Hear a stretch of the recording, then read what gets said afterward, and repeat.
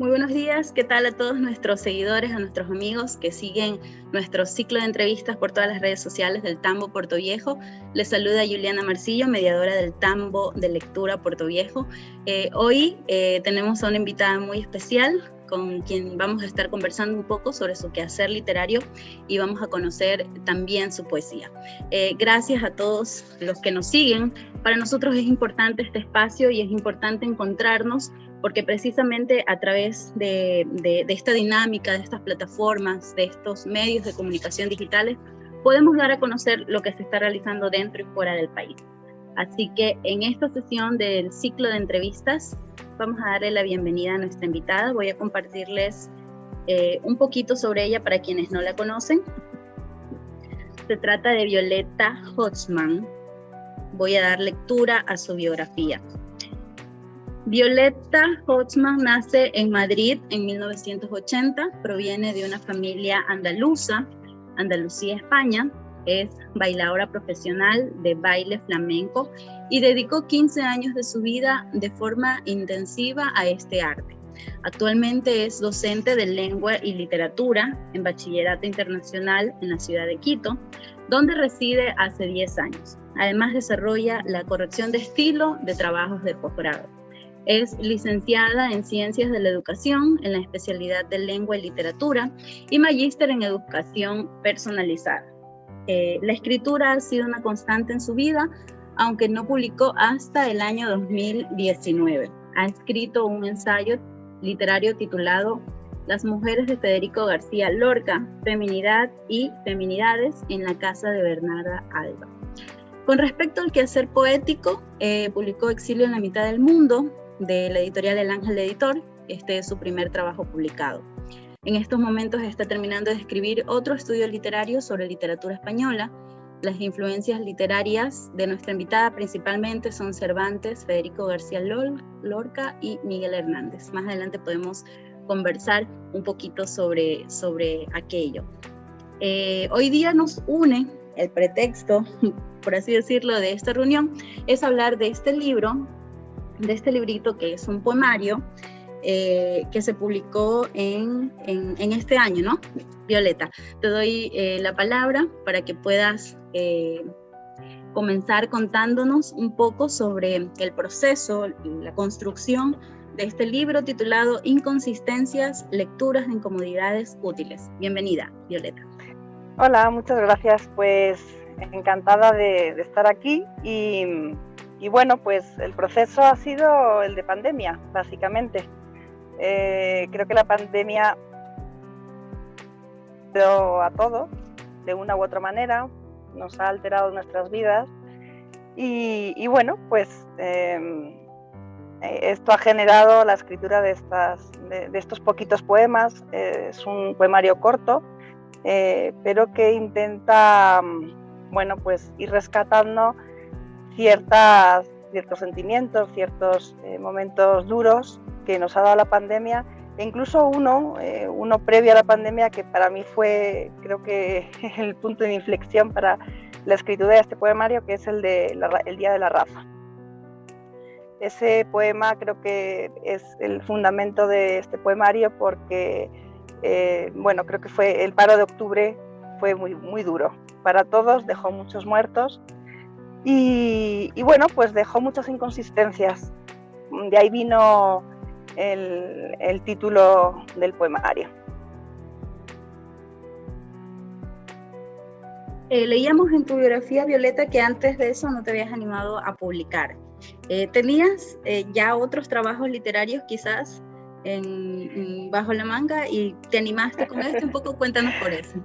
Bueno, yo creo que sí, que siempre hay bajo la manga un montón de ideas y muchos escritos, ¿no? Yo sobre todo, yo nunca he publicado nada ni he escrito nada que no sea poema. Me encanta el microrrelato, me encanta la novela, me encanta el teatro, pero realmente lo que yo he escrito siempre ha sido poesía. Y la conciencia primera de la poesía la tengo más o menos a los 6 años. Esos poemitas los tiene mi madre guardados en algún cuaderno. Y luego recuerdo ya plenamente consciente, más o menos a los 16 años, ya meterme en talleres de escritura creativa y sobre todo de poesía. El primero en el instituto, lo que llamamos aquí el colegio, y bueno, pues posteriormente he ido escribiendo mucho, que luego se reescribe y luego va saliendo en los poemas finales, ¿no? Pero hay muchas ideas, a lo mejor de un poema específico de 50 versos queda la idea, o de un poema específico queda simplemente una línea, de la que luego se rescata otro poema que se va engarzando con otros sentimientos, con otras vivencias. Y bueno, yo creo que es fundamental el tema de las vivencias, porque eso es lo que provoca la poesía, ¿no? La escritura. Es lo que provoca realmente poder sentir y poder transformarlo en palabras, ¿no? Que no es nada fácil. Hablando un poco de la niñez, ¿nos podrías contar cómo fue ese primer acercamiento hacia la literatura? ¿Eras una niña que tenía acceso a una biblioteca, a libros, o cómo se dio ese acercamiento a la lectura? Bueno, pues siempre ha habido literatura en mi casa, ya sea literatura oral o literatura escrita. He estado muy vinculada toda mi vida al flamenco, y eso es literatura, es poesía, son coplas, ¿no? Andaluzas. Desde siempre, de hecho en la familia de mi abuelo ha estado muy presente Lorca, siempre, porque Federico García Lorca era amigo de un tío de mi abuelo, era amigo personal, entonces de hecho estudiaron en la misma universidad, en la de Granada, y eso quedó como una impronta, ¿no? Dejó una impronta ya en nuestras vidas de lectores. Y mi abuelo fue uno de los que más permitieron que yo creara o que yo empezara el gusto por la lectura y por la escritura, porque él era un gran lector. Siempre leyó muchísimo, y creo que él es el culpable verdadero de que me guste tanto la lectura y de que me guste tanto la escritura. Y él siempre está presente. O sea, mi abuela cumplía otra función, que era más maternal, más de darnos la comida, más de protegernos, de estar con nosotros, de ir al parque, hablo de los nietos, ¿no? Pero mi abuelo era mucho más el intelectual de la casa, y él siempre tuvo una gran querencia a eso, porque él nunca pudo estudiar del todo, ¿no? Sin embargo, él pudo llegar a unos límites que para una persona que no ha estudiado de forma, pues con un título universitario, es impresionante. Entonces toda esta parte literaria, toda esta parte de la poesía, toda esta parte del flamenco ha ido siempre muy ligado a mi crecimiento, y luego pues toda la familia, ¿no? De forma alterna pues ha ido generando esto. Mi madre es escritora también, mi tío es escritor también, mi abuelo escribió algún libro que lo publicaremos en algún momento, cuando nos podamos enfrentar a esa lectura, porque él ya murió. Y bueno, pues el arte ha estado presente siempre. Luego yo me dediqué de forma intensa durante muchísimos años al flamenco, fui profesional, y bueno, pues yo creo que eso no podemos olvidar, ¿no? La literatura muchísimas veces es oral, y está presente en el cante flamenco, y bueno, pues por ahí también viene la influencia, ¿no? De que sea Lorca, Hernández y Cervantes las influencias más importantes dentro de la escritura. ¿Tienes temas recurrentes con los que trabajas tu quehacer literario? Sí, el tema fundamental es el del exilio. Es el del exilio, o bueno, lo que también se llama trasterramiento. Pero no es solamente un exilio físico. Digamos que no es el exilio de vivir 10 años en Ecuador, para nada. No, es un exilio mucho más intelectual, mucho más emocional, mucho más vital. ¿Por qué? Porque al final todos estamos exiliados de alguna manera. Cuando tenemos que renunciar es un exilio, cuando tenemos que renunciar a algo, a una maternidad, a un trabajo, a un amor, a una vida, ¿no? O a una profesión, realmente estamos exiliados de nosotros mismos. Y esa es la constante, no es tanto territorial. que se ha querido ver un poco la parte territorial, que sí, también existe, pero yo aquí me siento primero muy acuerpada, y es donde he podido desarrollar mi profesión, es donde he podido crecer como persona, es donde ya me había convertido en madre en España, pero aquí ha sido donde realmente he vivido la maternidad de una manera mucho más intensa, y no es tanto vinculado al Ecuador, sino es vinculado a las vivencias, a las tradiciones. Sí he hecho mucho de menos mis tradiciones en España, por ejemplo.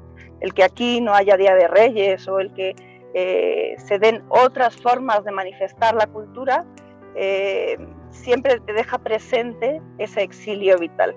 Entonces sí, ese es un tema recurrente. Y el desplazamiento del cuerpo también, ¿no? Y cómo se van generando todos estos discursos a partir de no estar físicamente en un lugar. ¿Eso también fue parte de tu proceso creativo?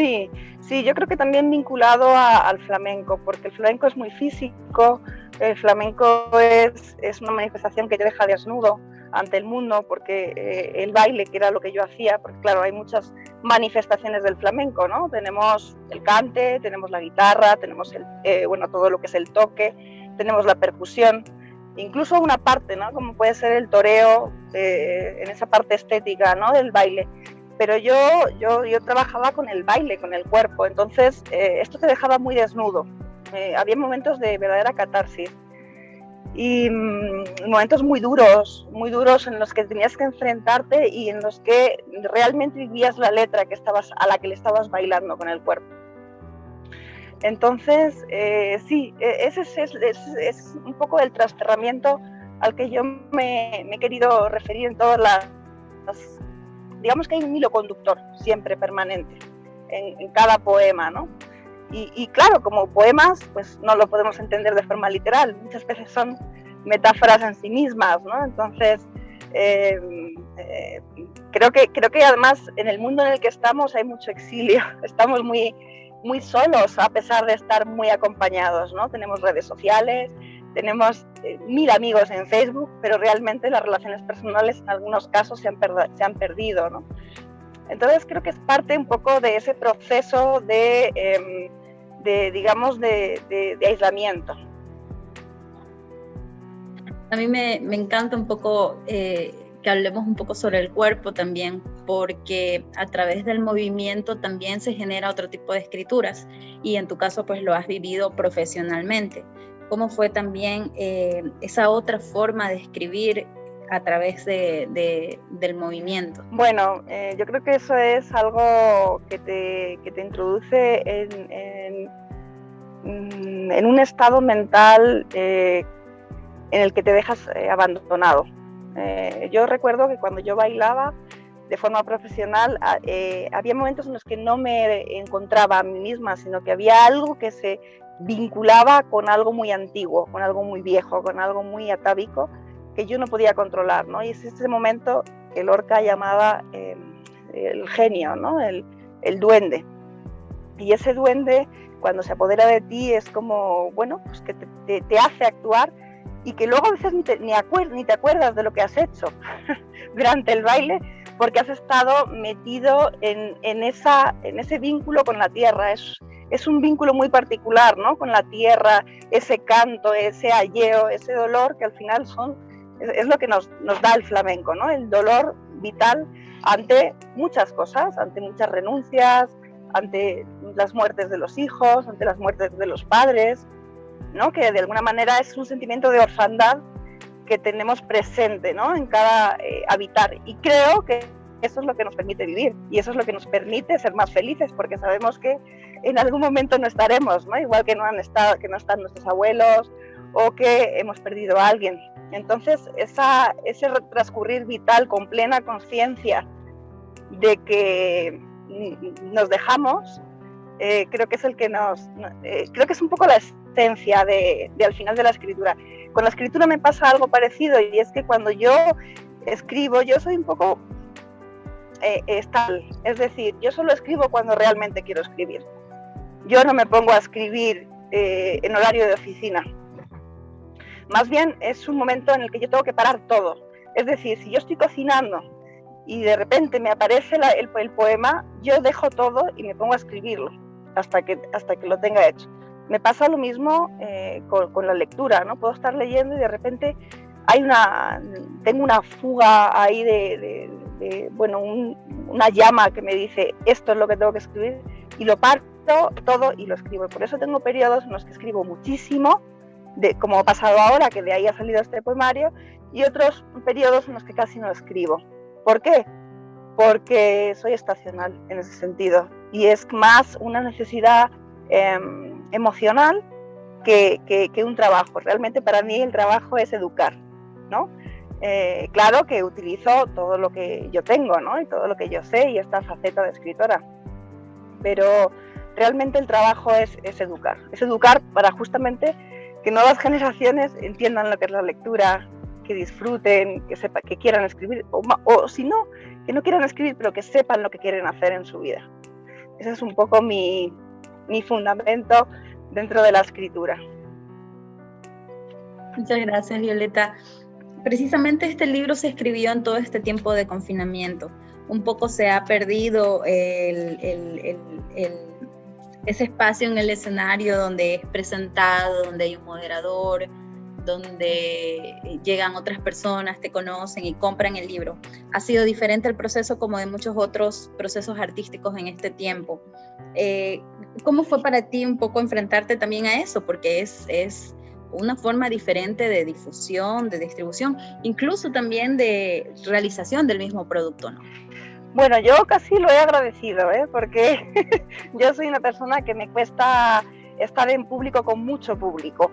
Entonces, el hecho de que se haga la difusión de otra manera me gusta, me parece que es otra forma, y más bien lo tomo como un regalo, entre otros que han traído la pandemia, ¿no? Para mí uno de los regalos ha sido conocer más a mi marido, conocer más a mis hijos, pasar más tiempo con ellos, vivirlos de otra manera, y centrarte en uno mismo, ¿no? Centrarse en uno mismo es lo que ha permitido esta pandemia. De hecho, es lo que ha generado a veces más crisis, ¿no? El conocerse a uno mismo, porque no había por dónde salir, ¿no? O no había dónde salir ni dónde hablar, ¿no?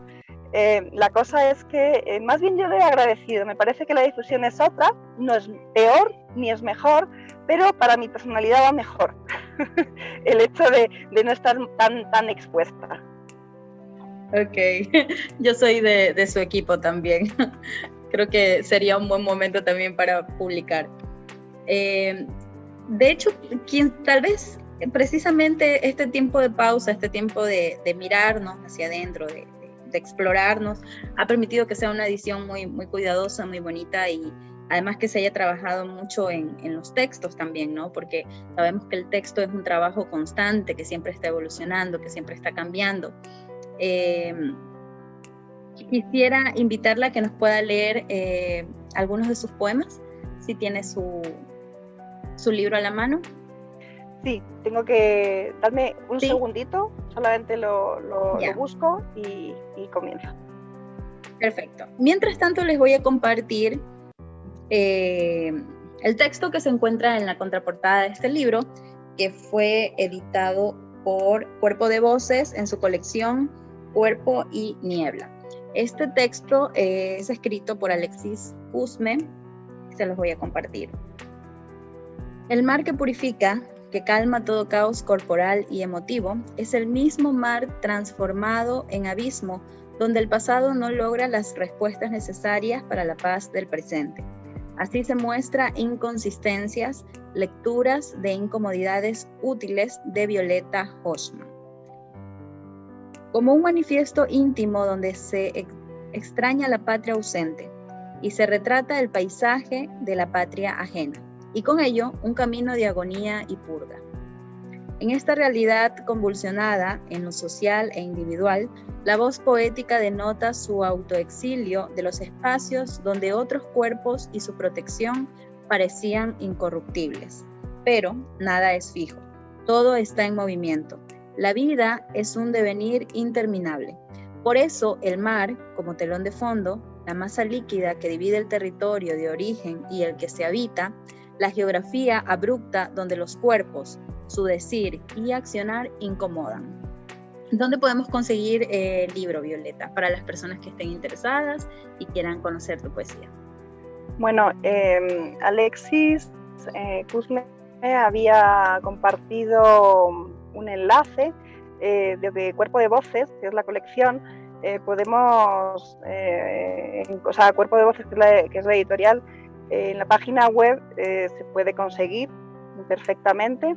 Y él sé que también tiene ejemplares impresos. Entonces, habría que ponerse en contacto con él desde la página web, y yo también estoy capacitada para vender los que tengo yo aquí, nos hemos repartido mitad para poder acceder a la venta. Perfecto. Adelante, Violeta, para que nos compartas algunos de tus poemas. Te escuchamos. Listo. Voy a leer primero el del Día de la Raza. Este para mí es, como digo, fundamental en cuanto a cómo nació este poemario, y además fue para mí un hito de un realismo brutal. Entonces, se llama Día de la Raza, 12 de octubre del 2019.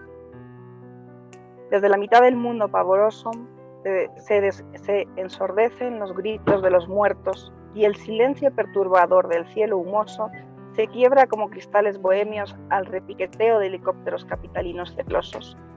Ni de aquí ni de allí uno es ya de la nada del mundo. Ya me reconozco como ausente de mi propio suelo prestado y del que me parió. Asistidos por el ruido del día y el silencio de la tarde, el cielo nocturno nos reconoce como una, toda, nada. Ya somos nada. El Día de la Raza ha confirmado el fratricidio de la humanidad de la mitad del mundo. Los uniformes descabezados empuñan nubes de odio y borboteos de sangre de sus tatarabuelos, dejando sin tiempo a la respiración de las pirámides del pedrusco andino. Unos dinosaurios alados pisoteaban los terraos de las ciudades que contenían la respiración con lanzas en las manos, que con garras despiertan la conciencia del silencio establecido. Mas a la tercera hora y su mitad se rompió el silencio aterrador por el clamor de la cacerolada. Nació un cacerolazo, desde la voz callada, hermana de las gargantas sin voz. Y a la octava hora, y la media sometida de la otra, se vieron en el cielo rasgos de humanidad, de aquellos que se habían sepultado a la tercera hora y su otredad. Esos que desde su escondite de alcahueta comen tortilla de funeral y fuman el frente del tiempo. Para aquellos sin personas en sus cuerpos, sin sangre en sus venas, sin olor en su piel. Para aquellos que son nadie, negados de las sangres vertidas en las soledades del asfalto. Para ellos va esta Verónica, en arena vertical de fiesta taurina. Para ellos esta faena. Gracias. Gracias a ti. Antes de despedirnos, quisiera invitarte a que nos puedas recomendar un libro. A todos nuestros invitados, ya sean escritores, artistas, les hacemos esta misma pregunta con la intención de que las personas que nos están escuchando o nos están viendo y que aún no se acercan a la lectura, pues con esta recomendación quizás puedan hacerlo. Perfecto. Bueno, pues yo recomendaría 2 libros. El primero, y fundamental para aquellos que hablamos español y que sin esa lectura no podemos decir que conocemos la literatura española, es Don Quijote de la Mancha. Yo sé que es un libro grande, es un libro extensísimo, es un libro que según las ediciones va entre 1000 y 3000 hojas, dependiendo si son ediciones críticas o no. Creo que es fundamental para conocer el mundo que habitamos. ¿Por qué? Porque al final nuestro mundo es la hispanidad, y esta hispanidad pues tiene muchas características, ¿no? Tenemos la hispanidad argentina, tenemos la hispanidad ecuatoriana, la puertorriqueña, y así tantos, ¿no? Y luego tantas realizaciones de la lengua. Sin embargo, en el Quijote creo que está todo, y además es una maravillosa parodia de nuestra realidad, incluso actual. Otro libro que yo, desde luego, no dejaría de leer nunca es La casa de Bernarda Alba, de Federico García Lorca.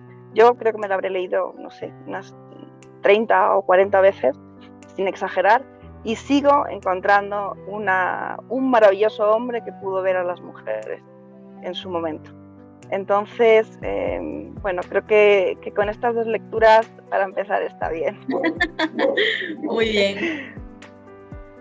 Ahí tenemos entonces dos excelentes recomendaciones para quienes no hayan escuchado, no hayan leído de estos libros, pueden hacerlo. Muchas gracias, Violeta, por permitirnos estos 30 minutos de conocer un poco más de lo que realizas, de tu vida, de tu trabajo también, y de este trabajo pues que deja un poco impreso, por sentado, el esfuerzo, el trabajo que realiza el escritor para poder sacar a la luz sus poemas, ¿no? Sus textos. Te agradezco mucho. Para las personas que quieren conocer más sobre Violeta, en nuestro perfil de Facebook del Tambo de Puerto Viejo vamos a compartir su biografía, su foto, la portada del libro y la información donde pueden conseguir. Un abrazo, Violeta. Y muy bien, pues muchísimas gracias. Esperamos que no sea la primera ni la última vez. Espero que no. Muchas gracias. Un abrazo. Igualmente. Hasta luego.